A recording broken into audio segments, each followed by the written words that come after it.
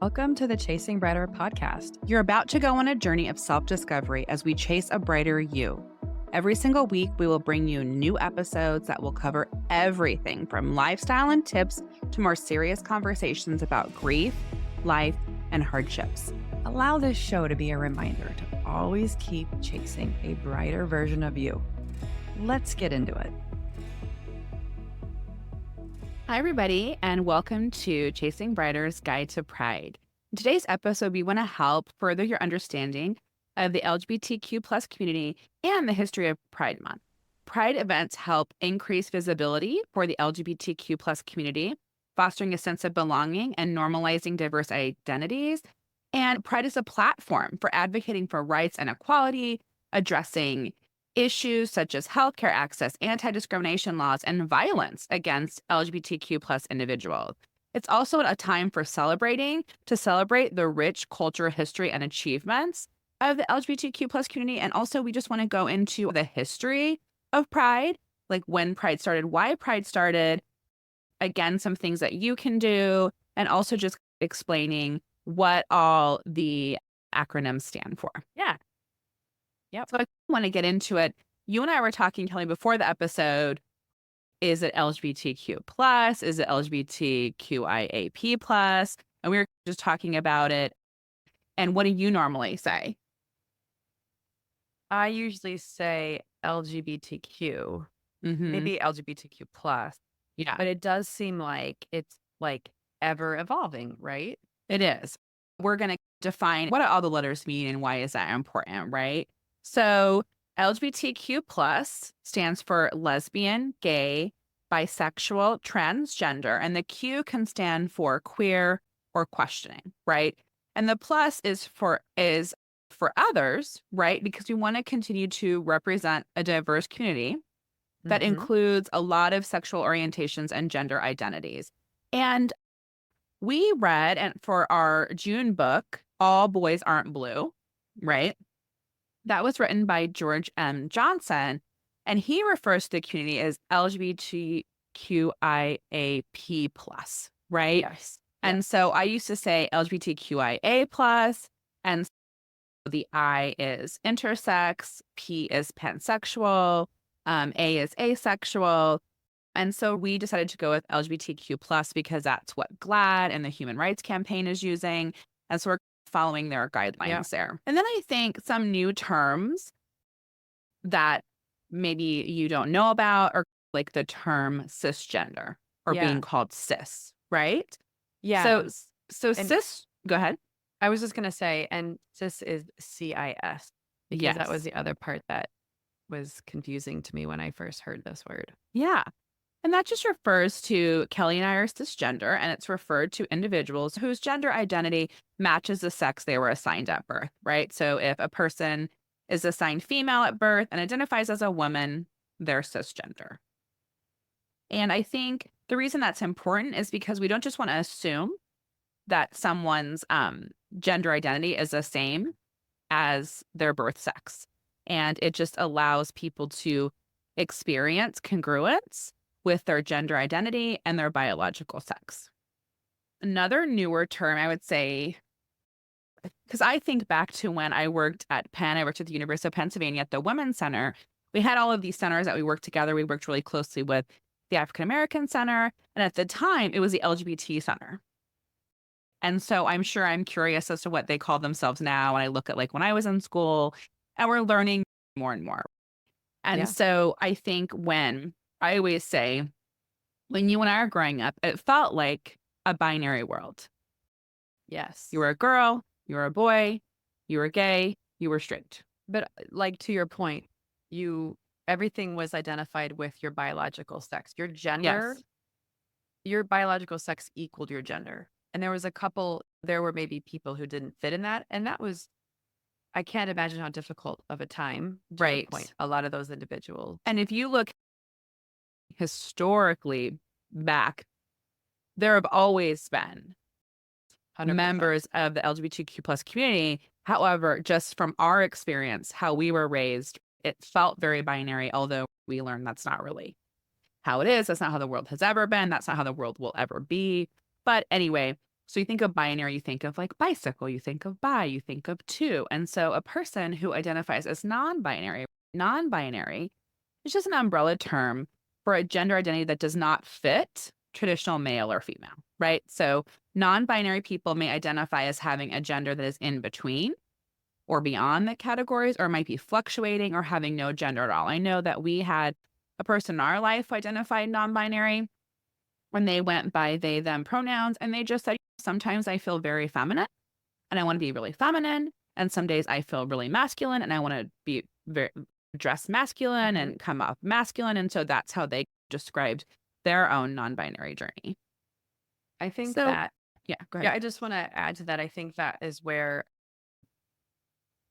we are as parents and as of this living this life in today's current culture is that is becoming more and more prevalent. And so it's part of my own learning is figuring out which of these things are and what they mean. So this is all good stuff, Jess. I'm actually learning Yeah. as you're talking through. Yeah. I've had friends who have talked over the years, like how they were like, you know what? I think I would have really identified more non-binary growing up, Yeah, yeah, but yeah. that wasn't like an option for me. And I was told Yeah. as a girl, but like it's more than a tomboy, right? But I felt like more boyish. I felt more masculine. I play with the boys. And looking back, if that would have been open for me, because I know people who have really struggled with, I've heard Abby Wambach talk about this, the Olympic gold medal soccer player and Glennon Doyle's wife, of like that she really struggled to really embrace being a woman and being female and being feminine. And like now that non-binary is other, maybe that's something I would have identified as, but I really worked to accept being a woman. I think all that is fascinating. So that's why representation and talking about it is important because this can help people understand who they are. And it's all about that journey. And I think for us as parents, and even talking through this and learning these words, is helping your child on a journey, Yeah. whether it's your child or their friend or whatever. Yeah. Nothing is, I think it's fluid. A Yeah. lot of this is fluid as people are growing up until they maybe get older. And maybe even then, I think we all are trying to find ourselves. Yeah. I think some of this is we all struggle with different aspects, and those who struggle with their own identity, these are ways that help them try something on, figure out if it fits, understand what that is, versus feeling lost. Yeah. And, Yeah. and sometimes we talk about even our own emotions where it's like you have to name it to tame it. Yeah. It's a little bit of that too, is having some words to describe Yeah. what you are, how you Yeah. feel. And that's why even we want to share this with our listeners is that it helps us to understand as other people are going on these journeys. Yeah. And just also too, just finishing up talking about Yeah. So, non-binary is mhm. like the recognition of non-binary identity varies globally. Some cultures and countries provide legal recognition, and others are still catching up. And so there are challenges that non binary individuals may face, including misunderstanding, lack of legal recognition, and difficulty accessing appropriate healthcare. For us, by understanding these terms, we can foster greater inclusivity and respect for people's diverse gender identities. I think that was important just to understand that a little bit. And again, Kelly and I are not experts. There already are experts out there. We really, if you want to find out more, and we'll talk a little bit about that later, but just like you can go to the books, you can go to the website. GLAD is a great place to go. The Human Rights Campaign is a great place to go. So there are a lot of places that you can go that are experts in the field, but we feel like you're our listeners, you're our friends, right? We just want to have a conversation with you to help give you a little bit more insight and understanding. So one of the things that I don't know, did you go down the rabbit hole of the origins of Pride and the Stonewall riots? Yeah, super interesting. Yeah. Yes. So Pride Month is traces its origins back to June 1969 in New York City. And the Stonewall Inn, which is a gay bar in Greenwich Village. And it was raided by the police, but that was a really common occurrence but after this raid, there was a series of spontaneous demonstrations by the LGBTQ plus community who are fed up with the constant harassment. So basically, to understand the importance of this, the laws out there and general mistreatment laid the groundwork for why it happened. Yeah, and it You, led to the first gay pride parade, which yeah, happened later in 1970. yeah. You could not, raids had been common in gay bars in New York because in New York, the state liquor authority said that gay bars were illegal. And so they would not give them a liquor license. And so their only option was to operate illegally because it was illegal and against a law to wear the apparel of the other sex. Although, did you see that with the exception of Illinois? So I wonder if you felt some pride there. Okay, Illinois was like the only state that didn't have Yeah. that, but Well, I mean, basically there's to a be open. huge, Yeah, it's a coming, like the Pride Parade here in Chicago is a yeah, huge event. yeah. So Yeah. basically, it was illegal to be openly gay and transgender in New York in the 1960s. And so you could be harassed at any time and arrested. And so there was already a lot of unrest about being consistently raided. The unrest that it led to and what kind of triggered Pride, the Pride Month, Pride Parade, the celebration of Yeah, that right. was just a series of riots that happened that was just a lot of And unrest. protests. Yeah, Mhm. because on June 28th, 1968, police officers raided the Stonewall Inn and they began to arrest everybody. And those who hadn't cleared out, they were saying it was because they're operating without a liquor license. They were demanding ID from everybody. And then it felt like they went out and there was like hundreds of police officers everywhere. Yep. And they said what really helped was they said everybody has a different version of what happened, but what everybody agrees on is that a lesbian was struck by a police officer's club after resisting arrest, and they screamed out, "Why don't you guys do something?" So then everybody started throwing coins, objects, everything, and started fighting and pushing back against the police, which had not been commonplace at that time. And they really attributed that to the drag queens. They say the drag queens are the ones that just formed a chorus line. They wouldn't let the cops lead, and they were really resisting. And then following that, it wasn't just like a one-day thing, but there were days Correct. of protests and Yes. riots.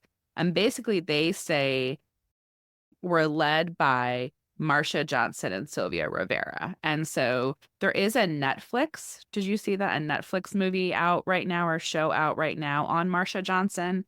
Okay. And they were transgender activists who played significant role there. Yes. Yeah. And they founded the Street Transvestite Action Revolutionaries It's called Star. Yep. to support homeless transgender youth. And so because of that, that sparked protests and riots throughout the country. And then the following year in June 1970 was the first Pride parade where everyone got together to celebrate and commemorate, because that really just led to a huge revolution and beginning for the LGBTQ plus community to begin what am I say, like a human rights, what would you say, like Just campaign and awareness, right? And awareness and visibility. yeah, yeah, And also, I think drawing parallels a lot with anybody who is living their life right now, which is wanting to feel like you belong somewhere. yeah. And I think this was a part of in New York City where people who did identify as gay or lesbian could felt like they Well, belonged there. And yes, it was because a lot of even empowerment. right, there were like gay activist organizations at that time, and they would not let trans people join. Like either or even factions at that time, there was still so much discord within the community. And Even pride, like after they started the Pride Parade later on in 1973 or whatever, they were saying that they banned drag queen yeah. from So they participating. like marched in front. They went ahead Yeah. and marched in front. Yeah. And the pride events grew where people globally began having celebrations. And to now, Pride Month has become a global phenomenon with parades, festivals, and events celebrating the LGBTQ culture and advocating for equal rights. And there are still so many rights to be advocated and fought for. I think that's important for us to be aware of right now. And I think it's important. I know we're going to have another episode talking about being an ally. Being an ally isn't just saying, yay, it's okay with me if you're gay, right? It's okay with me if you're part of the LGBTQ plus community, but it's also educating yourself and advocating for and also supporting and fighting for equal rights. Right now, marriage equality, right? In the US, same sex marriage has been legalized nationwide since 2015, and other countries have been as well. And before us, anti discrimination laws are huge right now. LGBTQ plus individuals still face legal and social challenges. Gender affirming healthcare is big right now in the States, Yep. where there are people who are fighting against the trans community. And so these are all things that we're going to be seeing on the ballot this year. Today, looking at who you vote for and what their stance is. Today is we vote here in Las Vegas. We have an election. And so it's important that you educate yourself on who you're voting for and what communities they support. Yeah, yeah. And I think not only what is even more challenging for a lot of individuals is not only may be LGBTQ plus, but they may also be a person of color.